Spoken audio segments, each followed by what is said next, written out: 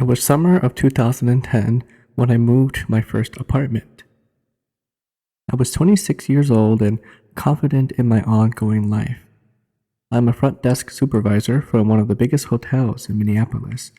So yes, I was alone, but not lonely at the time. Before moving in, I had a Yorkshire Terrier dog named Lex. He was my best friend since I was 18, and yes, he was living with me. I was working second shift, so during the night when I came home from work, I would take him to the potty outside. Then I would play with him inside the apartment until we were both hungry and sleepy. Lex is very smart. Whenever he needs to go potty, he'll either bark or lick my hands or face if I'm sleeping. 2 weeks after the new location, I started to notice something strange about my routine. It seemed a lot slower than normal. I thought maybe it's just Lex. Then I realized that Lex is acting weird. He's usually so energetic when I came home, but for some reason, he looked so weak and exhausted.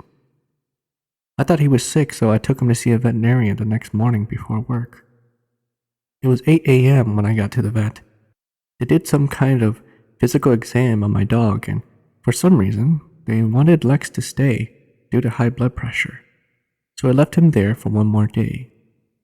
As I came back from work, knowing Lex wouldn't be home, I decided to get on Facebook and chat with old friends. I went to the living room to use the computer and had only the kitchen light on. After 1 hour of chatting, I saw on my screen a reflection of a big shadow that went across the kitchen. I looked over but didn't see anything, so I thought it was just my imagination or because I was on the computer for too long. The next morning, I went to go pick up Lex. The veterinarian said that he needs to rest and he should be fine. I was happy and relieved. Again, I came home from work, took Lex to go to the potty, then continued with my night. Later that night, I woke up at 2 a.m. because Lex needed to go to the potty again. As I opened the door, Lex just laid on his little dog bed while staring at me. He didn't want to move, so I was kind of like, "Come on, Lex. All right then, don't wake me up for no reason." And then I went off to sleep again. An hour later, I woke up again. I turned on the lights and asked Lex again. He was laying on his bed still, but he just stared at me. But this time he had tears coming out of his left eye. So I was like, "Oh, you just must miss me, huh? You'll feel better soon, okay?" Then I was off to sleep. This time, I had a dream of Lex. He was talking to me in Hmong. He said, "Those 2 times you woke up, I didn't lick you. It was the boy. Why didn't you save me?"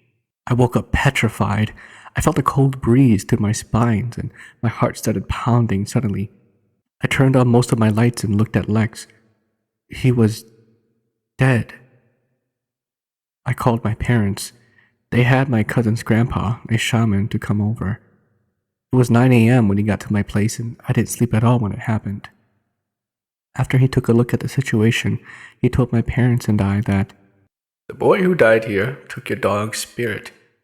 The boy was riding a dog and was using his hands to cover your dog's mouth.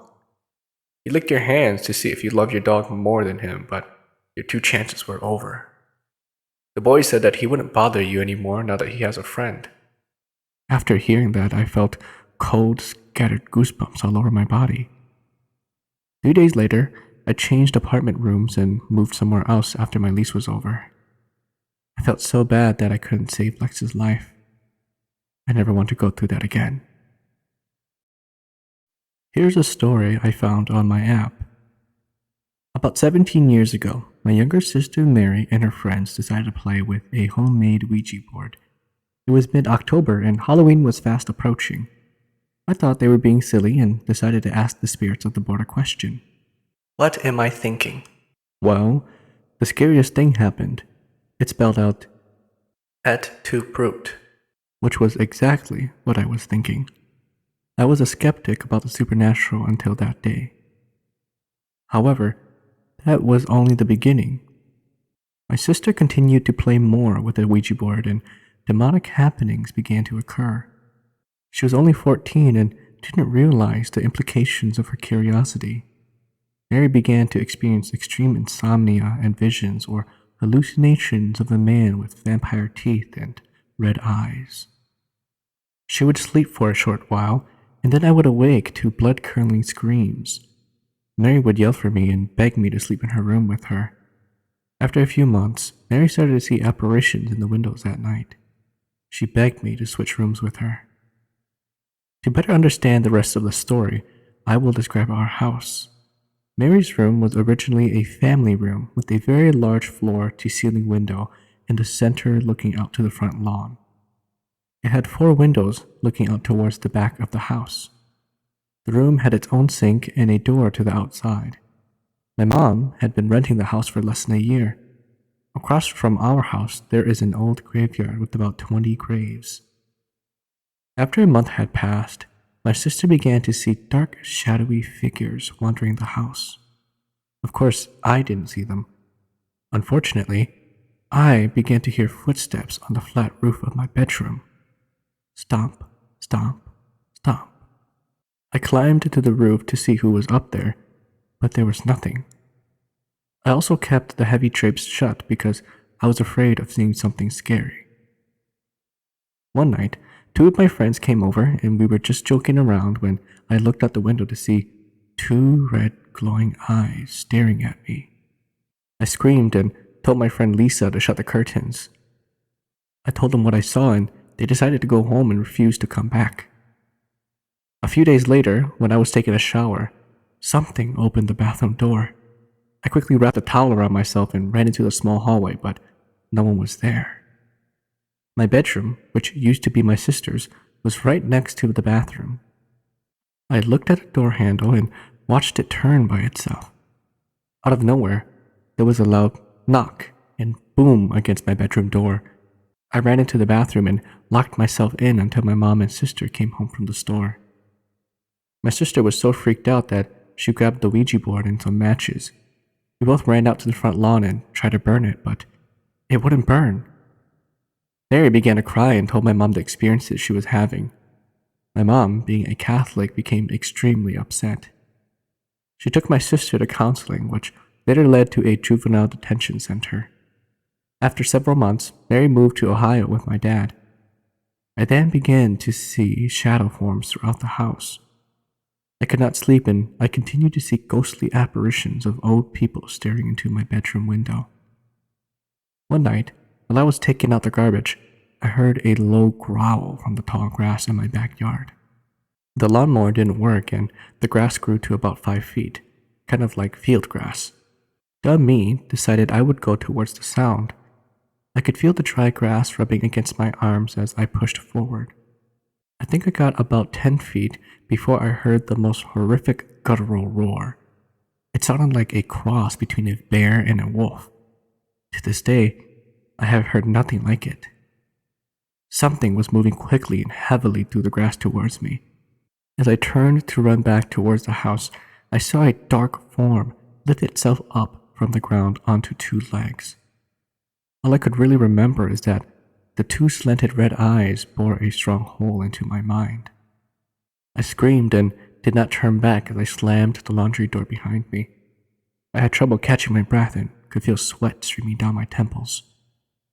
I later found out from some kids whose relatives owned the house that it was built over the graveyard. They didn't even bother to dig up the graves.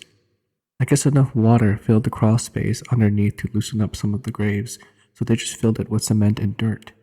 My mom realized how terrified I was of the house, so she decided to rent out an apartment. My sister continued to experience paranormal and demonic events when she was living with my dad until she moved out.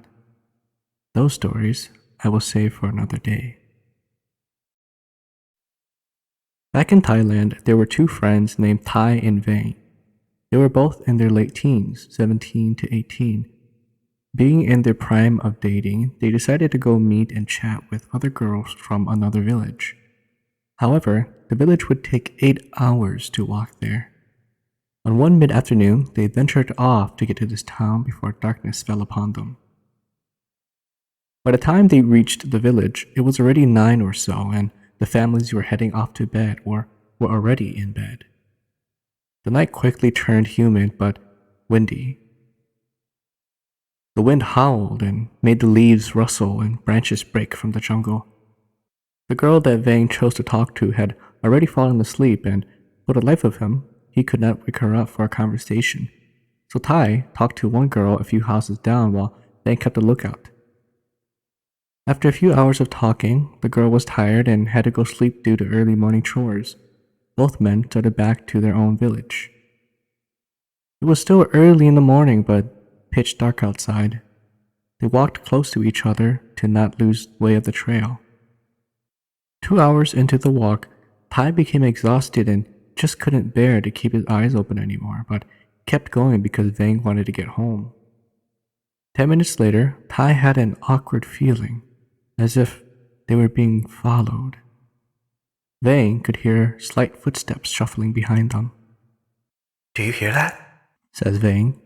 Both being a bit paranoid, agreed that it may have been just other men walking back to the village as well, since there were a lot of other young men in the village who would walk at that time to see girls. An hour went by, and Tai and Vang agreed to stop and sleep a bit on the edge of the trail. Besides the trail, there was nothing but tall grass and some trees here and there.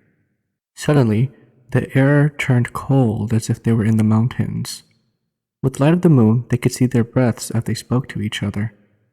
Vang flattened the grass while Tai was able to find some leaves. He laid them on the ground and plopped on top of them from being so tired.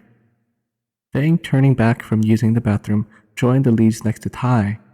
By this time, the air was freezing and the friends slept closer to each other for body heat. "Vang, why are your arms so hairy?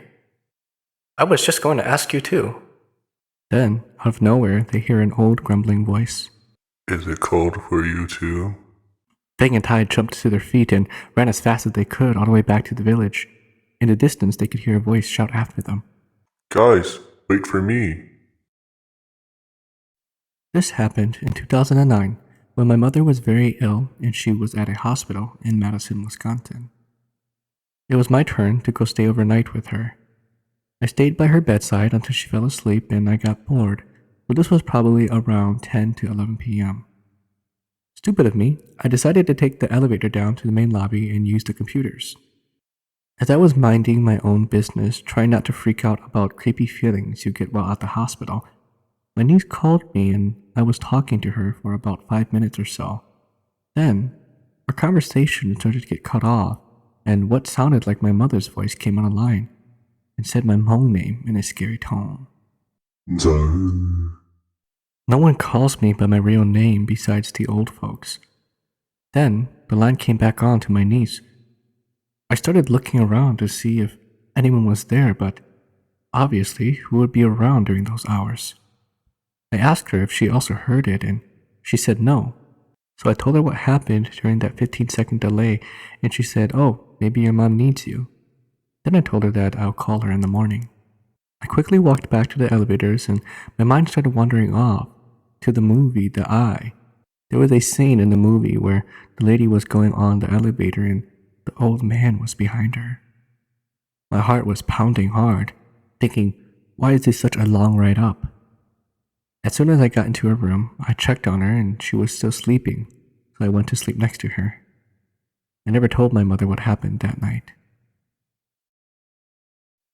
One day, when my mom was home alone with my baby sister, my sister was sleeping upstairs in her crib, and my mom was downstairs washing the dishes. The mom had a baby monitor on top of the microwave. When she was about done with the dishes, she heard someone whispering in her bedroom. Whoever it was in the room with my baby sister was making those baby noises to make my sister laugh. My mom started to hear my sister laugh in the background, and so she wanted to know what was going on. She went upstairs and stopped at the door to listen if my sister was awake. She didn't hear anything. So when she opened the door, no one was there and found that my sister was still fast asleep. So then we decided to throw out the baby monitors and always had the baby sleep on the couch where we can keep a close eye on them. My 14-year-old cousin plays the king for the funeral and always stays late past midnight until he is done playing his part, and then he comes home. He doesn't know how to drive, so my aunt and uncle would always pick him up whenever he calls them. On this one particular night, my younger cousin was at the funeral, and my aunt and uncle got a call from him saying that he's done and to come pick him up. He doesn't have a phone yet, so he usually has to borrow it from someone else to call them. When they got there, my aunt and uncle decided to stay for a bit at the funeral and wait to find my younger cousin, and then they'll all go together to the car. They stayed there for a good 10 minutes by the cooking and food area and didn't see my little cousin throughout all that time. Then, right when they decided to get up and were about to go look for him to go home, there he was, coming right at them, saying, "Let's go home." As they got outside to the car, my little cousin got inside and shut the door. The ride home was more quiet because when they asked him about how the funeral was, they got no response, so they thought my little cousin was too tired and just fell asleep all the way in the back seat or something. When they arrived, they told him to wake up and that they got home. They heard movement like someone was getting up from the back seat, and when they opened the door for him, he didn't come out.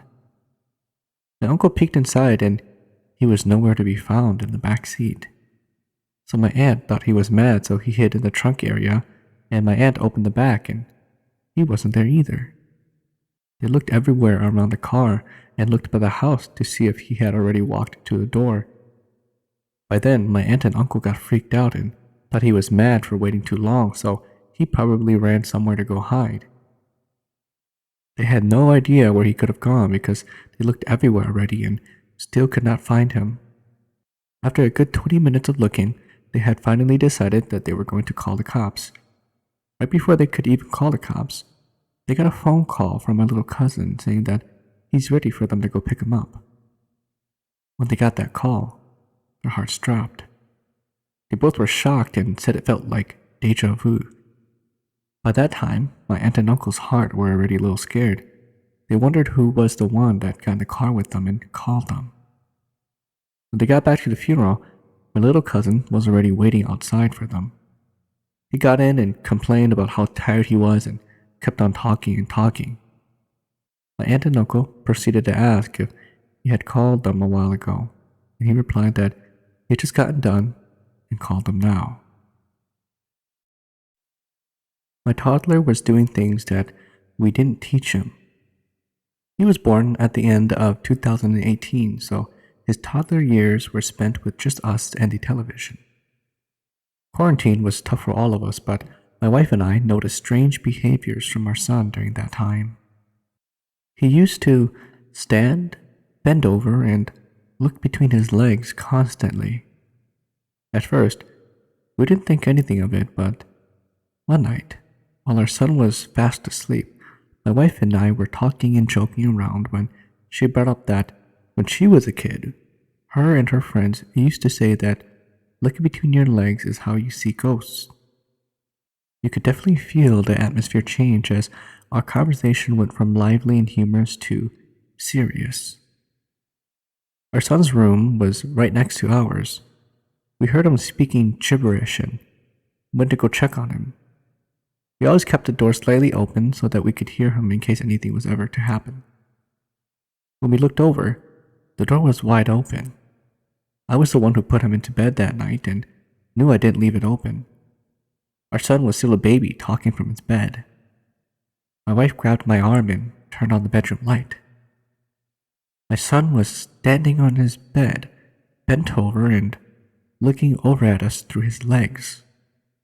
I really tried to keep my cool until I heard the bathroom door shut from down the hall. My wife ran to pick up my son. I walked over to investigate the bathroom and found no one. We checked all the rooms, doors, and windows before we went back to bed. We stopped our son whenever he tried to get back into that stance. After a week or so, he stopped doing it altogether. It was a relief because, honestly, we were both scared. Another incident happened around Halloween. We were all asleep already when my wife was woken up by our son yelling and crying. She, of course, woke me up to go check. When I got into his room, who was sitting at the corner of his bed and the wall. He quieted down when he saw me.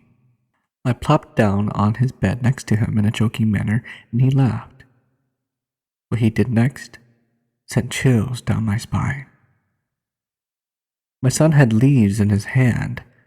I had no idea when or where he had gotten them, but he put them to his face and said, "Me Mao."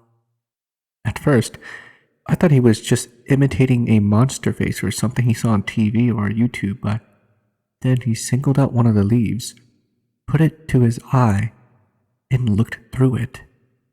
"Me Mao. Me Mao." He yelled frantically. I turned to the door and saw nothing. That's when I remembered a story my grandmother told me about seeing ghosts through leaves. It was something about caterpillars eating leaves, and if you looked through the holes left behind in the leaves, you could see spirits. I grabbed the leaf from my son. There's no way he was doing what I thought he was doing. My wife came over and asked me what he was yelling about. I told her he was having a nightmare, so she said we could let him sleep with us. She picked him up and walked out. I was following when, stupidly, I felt like looking through the leaf. I regretted it so much because when I did, I saw two little girls in front of me. One turned her head, noticed me, and they both ran down the hall. This story happened many years ago when my husband and I were going through a rough patch. At that time, my husband worked graveyard shifts, so he was hardly ever around. Because of our constant arguing and bickering, our home soon felt dark and lonely. During that time, our daughter was only 4 years old. On this one particular night that my husband was off of work, we argued again. I packed my belongings, took our daughter, and headed to my parents' house. They lived at least 20 minutes away. After hours of getting lectured, my parents made me go back home. They had told me that they didn't want a divorced daughter and would not take me back if I divorced my husband, so I had no choice but to head back home. At this time, it was already around 9 p.m. I cried along the way as I was driving. I didn't want to go back into that broken home yet, so I just kept driving and driving. We made it to a spot at a nearby park. I parked there and just cried. I told my daughter nothing was wrong when she asked me why I was crying.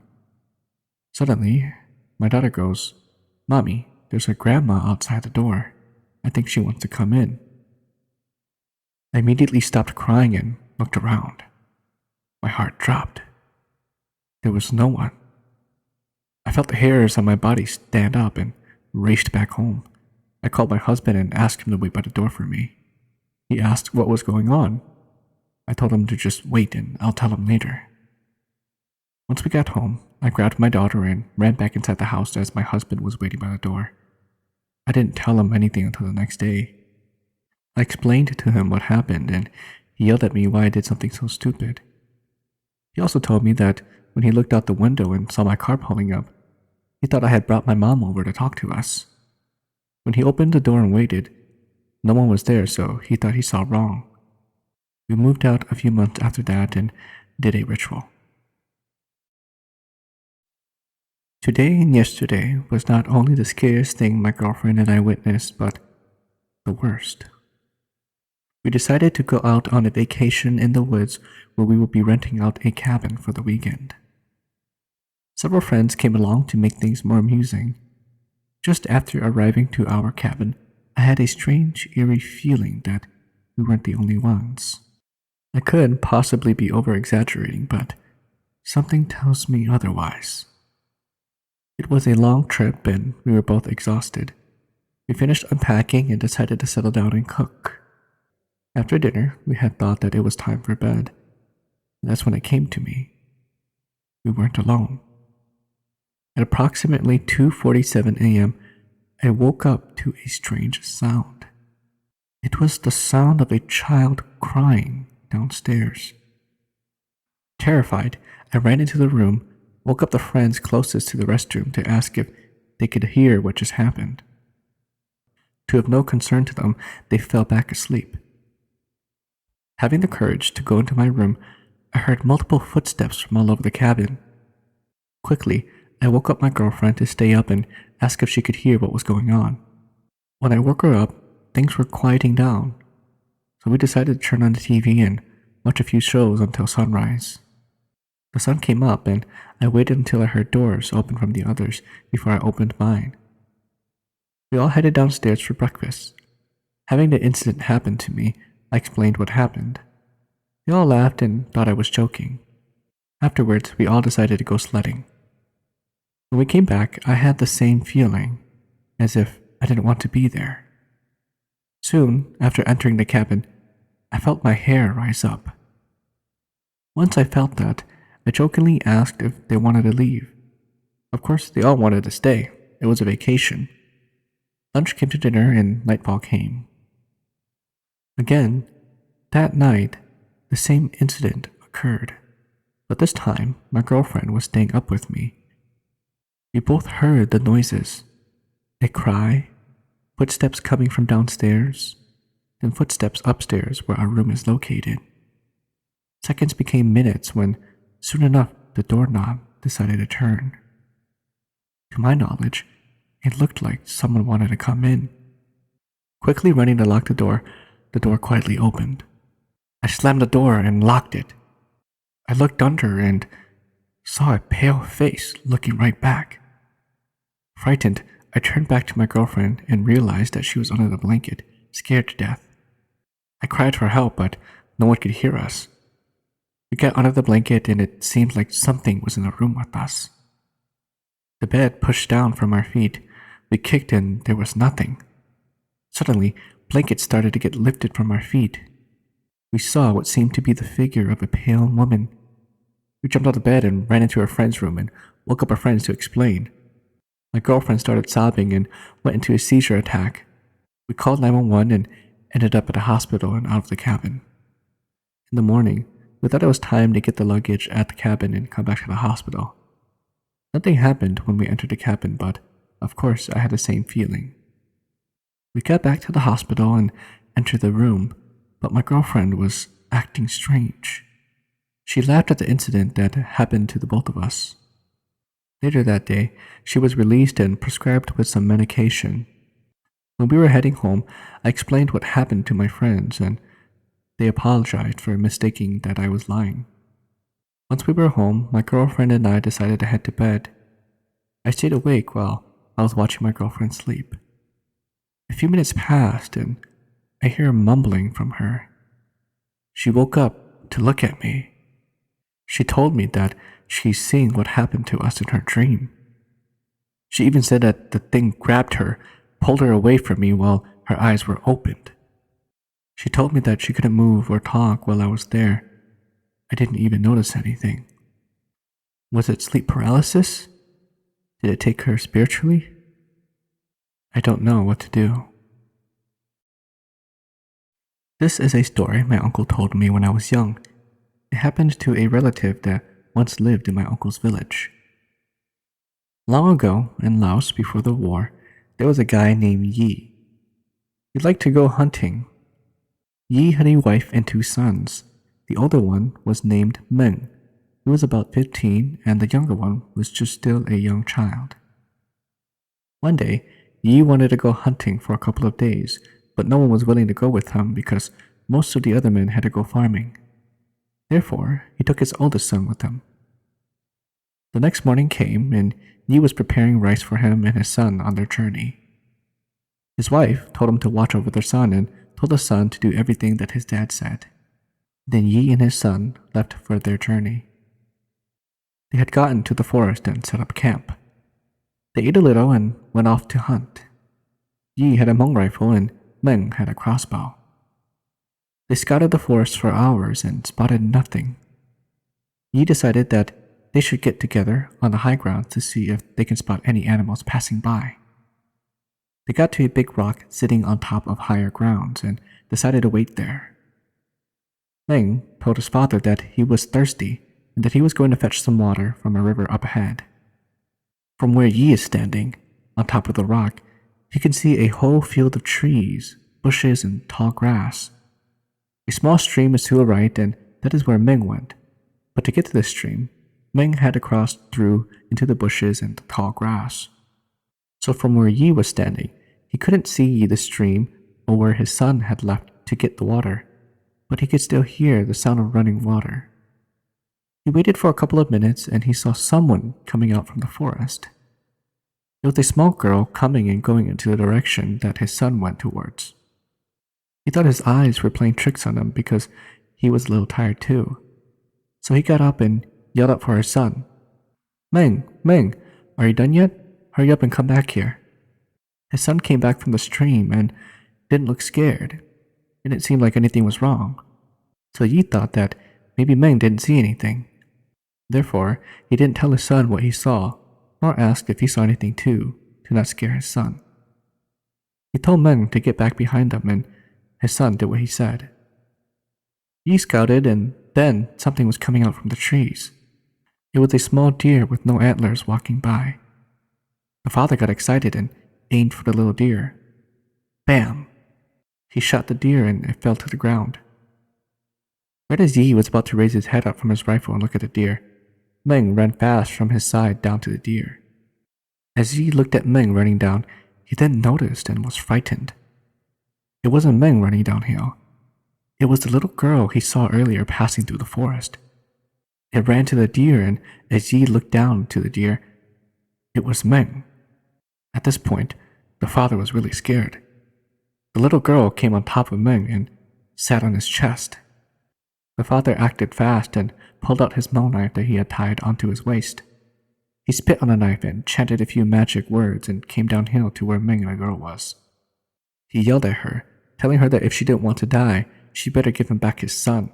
If not, then he's going to cut her in half. The little girl made some strange weird sound and got off Meng and ran into the forest. Yi picked up the son and started shaking him. Luckily, his son was still breathing. He then carried his child out of the forest. He carried and carried Meng until they were almost home and got too tired. He noticed that not too far ahead there was a farm and there was a family still working. He laid his son down and then ran to the family shouting for help. The family came and the father of the family helped Yi carry Meng all the way back to the village. Back at the village, they took care of Meng's wounds. Yi told his family about what happened. Meng slept all day and did not wake up until the next afternoon. He was not strong, but they asked him if he remembered anything. Meng told them that it seemed like he just had a dream. He said that when he went to the stream to get water, he didn't see anything, but he did hear footsteps from behind him. He didn't care because he thought they could have been small animals. Then he heard his dad call for him and turned back to go to his dad. As soon as he ran back, he felt a little foot trip him. He fell all the way down flat on the ground and was not able to get back up on his feet. He then used all of his might, but he still could not get up, and so he crawled. He crawled out of the bushes to see his dad up at the rock. Right when he was about to say something, he saw his dad already raising his rifle, and then shot him. That's when he blacked out. Meng then goes on that when he was blacked out, a lady came into his dreams and told him that that's what he gets for not sharing their food. Earlier, when Yi and Meng came to the forest, she saw that they had rice and was hoping to get some. She followed them into the forest hoping she could get a share when they eat. When the father and son got to their camp and ate a small snack before hunting, the father did not bother to do a ritual offering to the spirits of the lands. This is a custom that Hmong are supposed to do before hunting. Because the father didn't do it, this angered the spirit and she wanted to take Meng. That's why this whole situation with the deer happened. They performed a blessing for the both of them and then sent a large food offering back to the place that they set up camp. After that, they were both fine and well again.